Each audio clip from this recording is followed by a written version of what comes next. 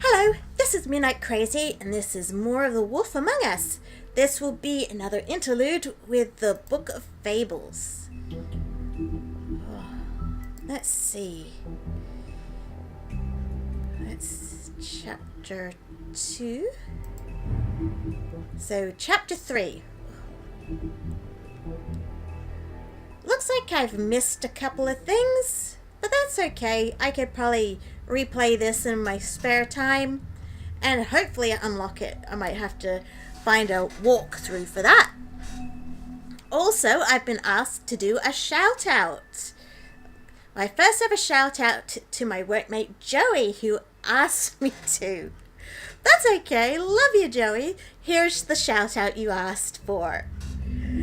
Right, let's get on with things, shall we? Alright. Troll funeral rites. Oh god, that delay. I'll have to watch that. That's going to be difficult when I get back to playing the game, but it shouldn't be too much of a problem just doing these. Right, here we go. Troll funeral rites, the long abstinence. The gaze of the great mother death is always upon us. Beneath her affectionate eye we fight our battles, we nurse our wounds, we shout our victories. We endure our sorrows, and when we fall, she is there. Her embrace is the silence of the mountain, the heavy peace of the stone. Okay, approximately translated. A troll funeral is a sacred ritual passed down by oral traditions from troll mother to son. It begins at sunset with the creation of the cairn. I may not have pronounced that right. A small pile of stones to represent the many generations of trolls that have travelled and died before them, the foundation upon which the living stand. Okay. That explains a few things. Weapons are divided amongst the trolls' closest comrades. The body and the rest of their possessions are burned, and though each viewer must speak to the life of the lost, the eulogy candor would make a Mundy blush. Did I say that right? And through each viewer must speak the life of the lost. The eulogy's candor would make a Mundy blush. I guess that would depend on the Mundy, really. Alright. On to the next one. There we go. That delay is going to be a problem. I'm going to have, once I finish recording The Wolf Among Us, I'm going to see about getting some help to do something about that, because that kind of caused me a minor problem. I don't know how it is for you guys, but for me it's a pain in the backside. Alright. Vivian, Georgie's girl. Much of Vivian's past is unknown, since she prefers not to talk about her life back in the homelands. She wanted to start fresh in Fabletown, but she finds herself working for Georgie at the Pudding and Pie. Yeah, that seems to be a way almost everyone's going, isn't it? Alright. It's not a terrible life. Georgie took a liking to Vivian, so he doesn't make her take jobs at the Open Arms. Instead, she plays hostess and helps Georgie ensure complete customer satisfaction. I really didn't think Georgie was the type of guy to go for one girl. He seemed to be not a very nice person. Hey, two sides to every story. Alright, next. Right. Dr. Swinehart. This is the guy I thought was supposed to be a pig, being his name is Swinehart. Okay, the army surgeon. Well, let's see how this story goes, shall we? Dr. Swinehart is the resident Fabletown physician. Well, we got that bit. So skilled in the art of instrumental surgery that he can safely operate on himself. He served as an army medic for many years, sometimes using his talents to impress the locals. Oh, I don't think I'd want to operate on myself. I mean, you'd have to be extremely good doctor to do that. And really good painkillers, I guess. Or have some way of dealing with the pain. If he's part of Fabletown, I wonder what his history is. I know it will probably say so when I read the rest of this. But, yeah. Alright, here we go. He currently runs the special research section of the Knights of the Malta Hospital. I probably pronounced that wrong. So named to discourage people for investigating what is actually a reserved fable-focused health facility. Yeah, I wonder if they have a section that caters toward Mondays. I mean, if it's just... They really need to spread themselves out more if they're going to get the money needed for everybody. It's like they're in such hard times. Alright, on to the next one. Here we go. I'm watching my recording so I'm not too far ahead of everything. The Headless Horseman, the Helson Spirit.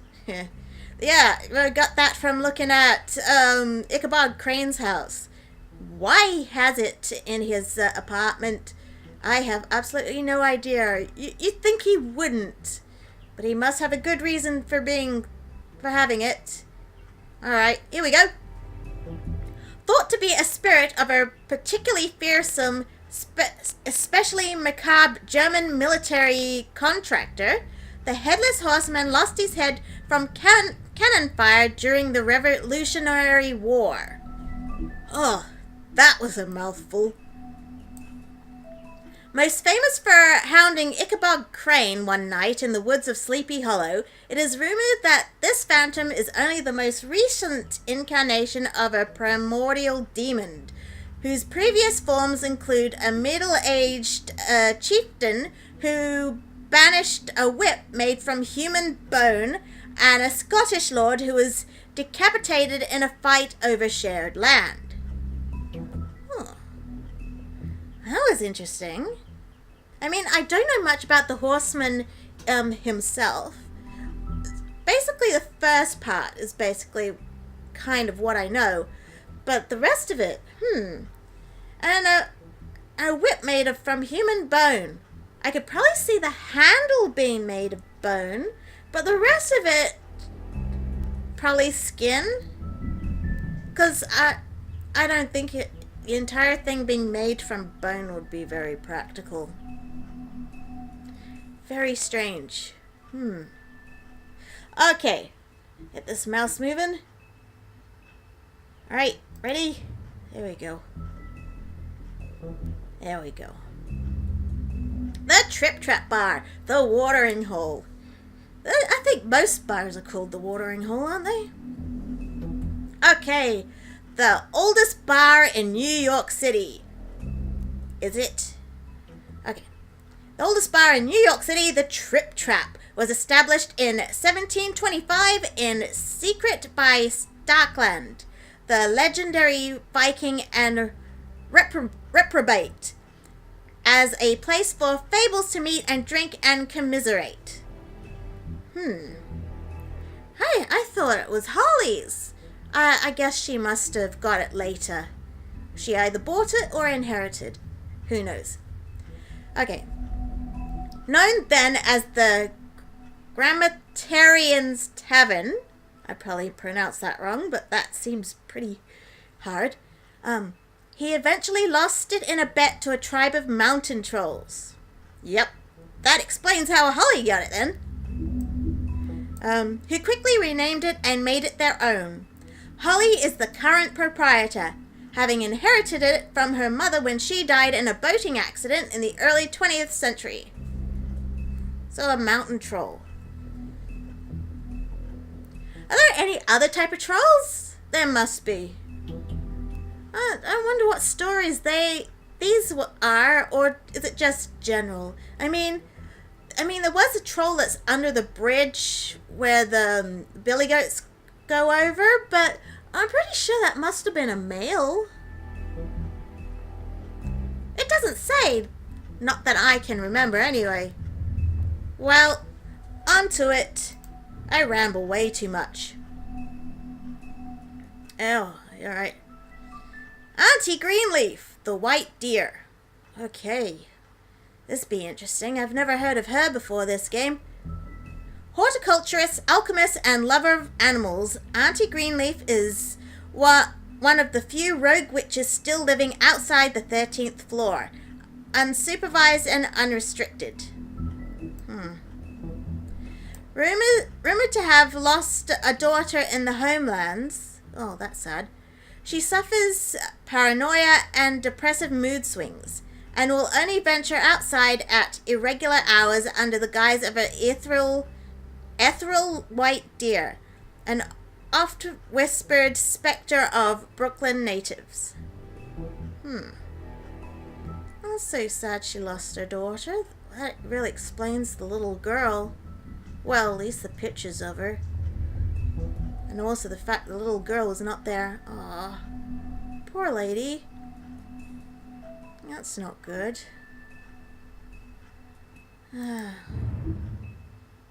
Alright, there we go. The glamour tube. The handy disguise. Yeah. I wonder if it's got more than one use. Hard to say. Alright. Glamours can be produced in a variety of ways, but the one most common due to its easiest of use is to take a small, hollowed-out tube or container and place within it several items unique to whomever the caster wants to copy. Huh. Does that mean they copy a Mundy or something? Okay. A witch is required for the refractionary charm. I've probably mangled that too. Two downsides of this type of glamour is that totally unique appearances are completely impossible, and the nature of the vessel makes it quite unstable. So they really must look like some type of Mundy out there. Well, people who actually do need a glamour. You'd think they'd put more research into that.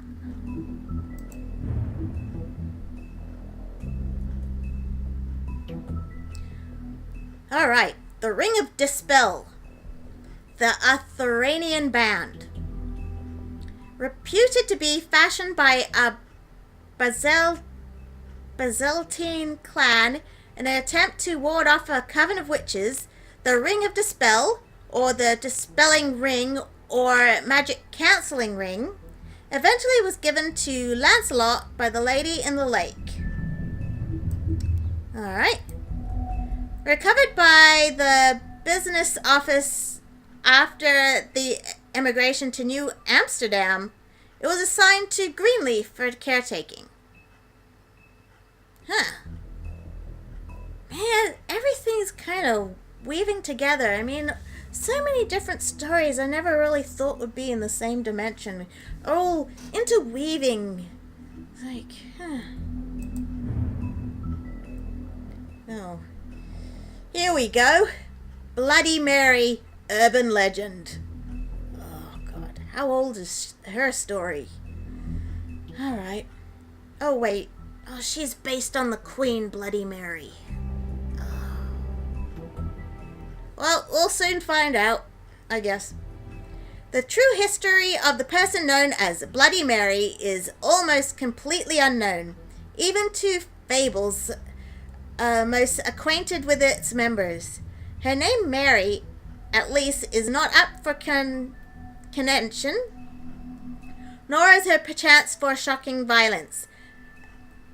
An inlaid resistance to magic and spells, and a strange ability to use any reflective surface as a portal, effectively shortcutting space and time. Though by Mondays to be the wailing apparition of a childless ghost, though any evidence of that is as yet unseen.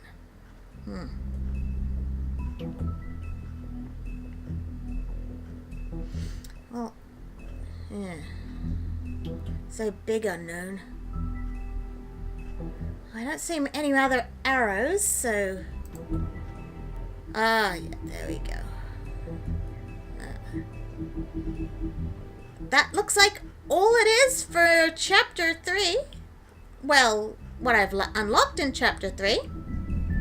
The next is Chapter 4, which looks like quite a few. Looks like you can't lock them all in one go. And the Chapter 5, it's, yeah, not as many as number 4, but there you go. There's so much information, and I'm sure there's a lot more that is not covered. Alright. Oh, what achievements do we have? Let's see. Oh, I'm missing a few. Alright, what is this? Promising leads. Belly full of stones. What big eyes you have. You huff and puff.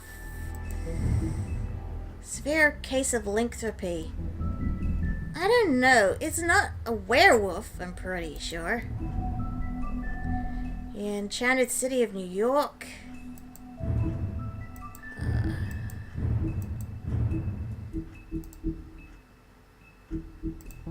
Alright. Ooh, that doesn't have a number. Huh. I wonder if that's a special thing. Alright, that's that. Alright, thanks for watching. That was all the fables I've unlocked in Chapter 3 so far. The next chapter I have to get to and record at this point in time is Chapter 4. That looks interesting. Things are really heating up. That Bloody Mary seems to be quite a piece of work. Alright, this is Midnight Crazy. This is The Wolf Among Us. Please leave a comment, leave a like, and if you haven't already subscribed, it'd be really nice if you could. But if you don't want to, you don't have to. We'll see you next video.